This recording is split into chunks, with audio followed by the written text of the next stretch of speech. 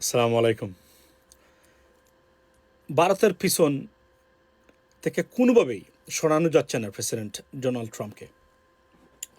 President Donald Trump আজকে আবারও ভারতকে হিউমিলিয়েট করেছেন, অর্থাৎ ভারতকে কটাক্ষ করেছেন। এবং ভারত যে মানে বলতে গেলে উনি বলতেছেন যে ভারত আমার কাছে এসে সাহায্য চেয়েছিল, আমি সাহায্য করেছি, যুদ্ধ থামিয়েছি।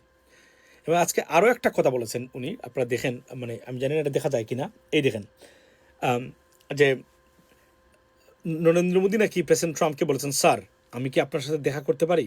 তখনই নাকি উনি দেখা করার সুযোগ দিয়েছেন।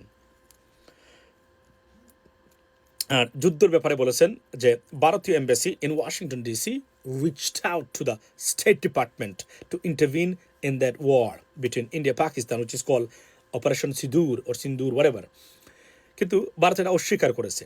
কিন্তু প্রেসিডেন্ট ট্রাম্প এটা বারবার বলেছেন, সবাই বলেছেন, পাকিস্তান বলেছে, সবাই বলছে। এবং ভারতকে কটাক্ষ এবং হিউমিলিয়েট করেই যাচ্ছেন প্রেসিডেন্ট ট্রাম্প প্রতি ক্ষেত্রে। কিন্তু প্রশ্ন হলো, ভারতীয় মিডিয়া যদি বর্ণনা এবং বিশ্লেষণ দেখেন, আপনি মনে করবেন যে ভারত না জানি কতটা পাওয়ারফুল।